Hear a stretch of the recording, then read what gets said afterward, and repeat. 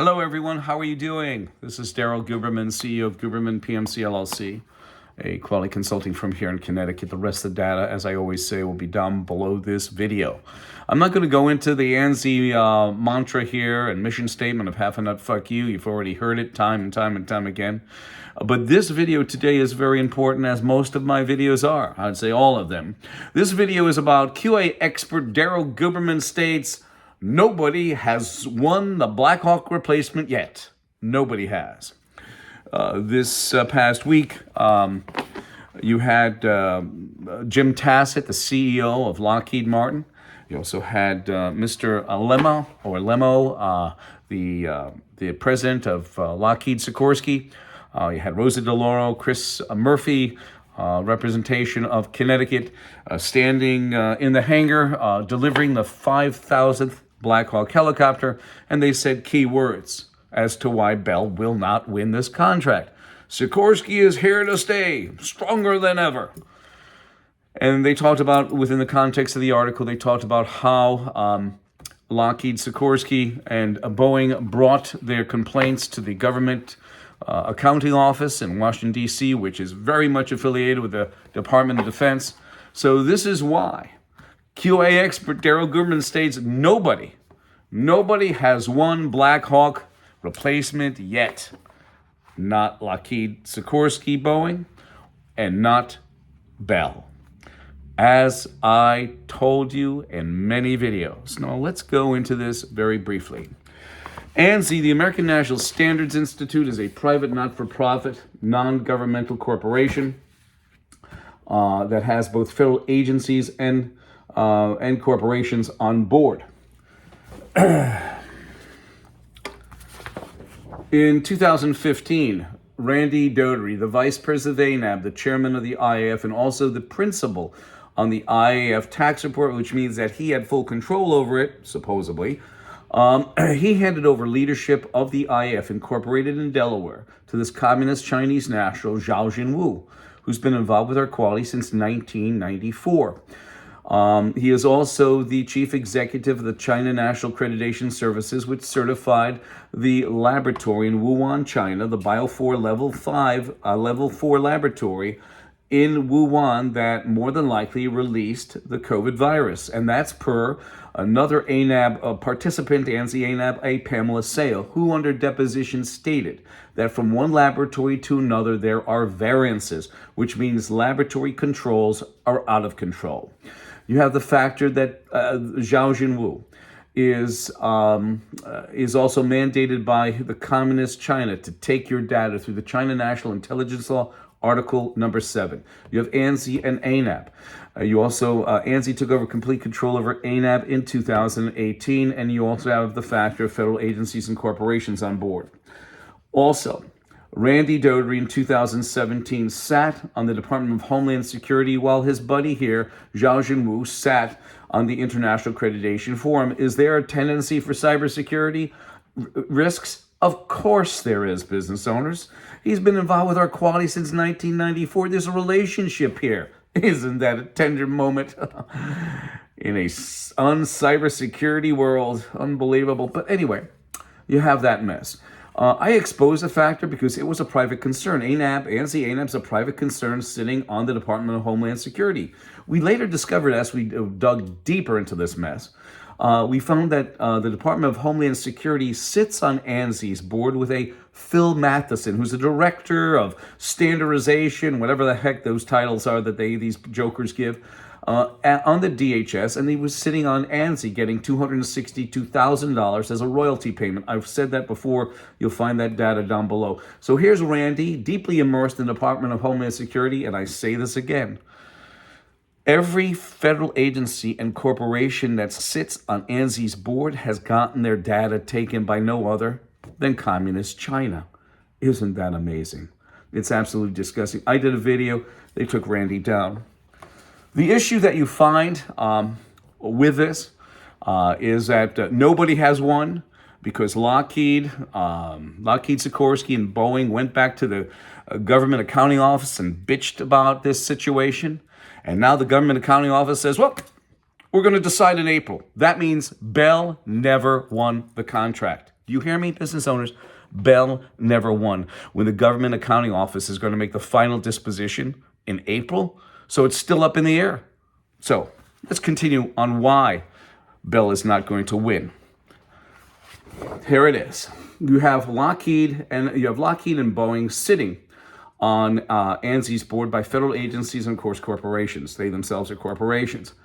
You have the factor that because ANSI and ANAB sat on the IF International Accreditation Forum while Zhao Jinwu was there between 2015 and 21, you had a conduit for basically cybersecurity issues because, as I told you, China is mandated to take your data. And what the hell is a communist Chinese national running an American company incorporated in Delaware? You ever think of that, business owners? Think about that one. Wake up.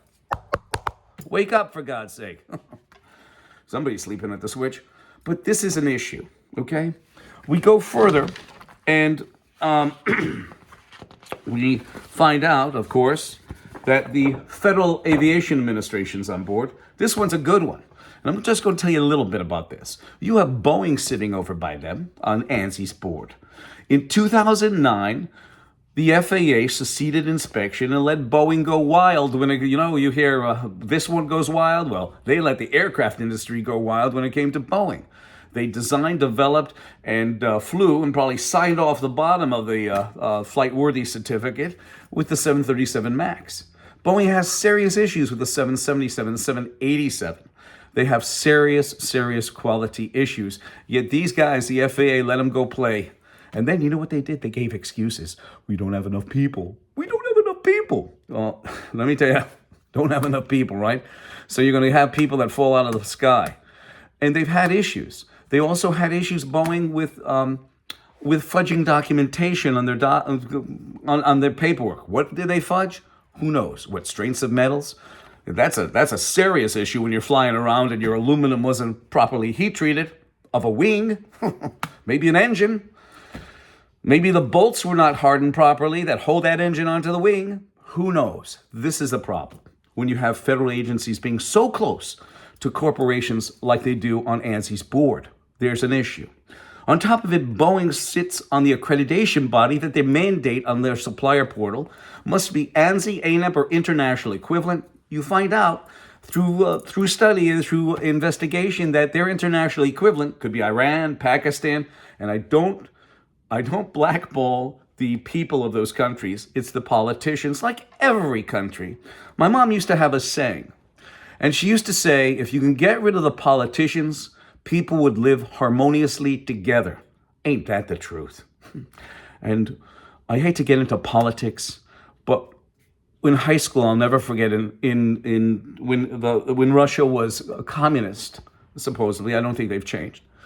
But when it was the USSR, we were said that they are a superpower. If they're so super, why is it taking them 8 months to go through to Ukraine? And Ukraine's a hell of a lot smaller than Russia is.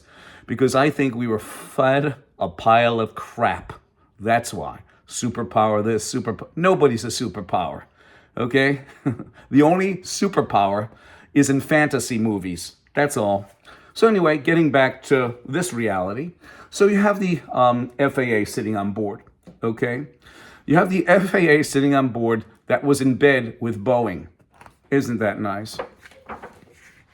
You have the Department of Justice so that if Lockheed goes for the Department of Justice and tries to do this legally, they more than likely will win over Bell because, of course, Lockheed sits right over by them.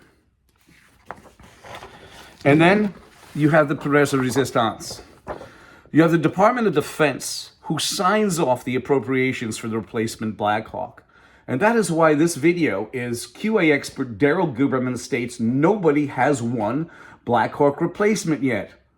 Nobody has won it because the Government Accounting Office, which is in bed with these guys, no matter how much they talk about integrity, somebody's hand will ultimately get greased for this one way or another. I predict that Bell will not be the winner in this. I hope I'm wrong. But everything is pointing in that direction, and that Lockheed, Sikorsky, and Boeing will win. And how can we? There was an article about Lockheed's quality. 800 aircraft, and they're still producing problematic quality issued aircraft.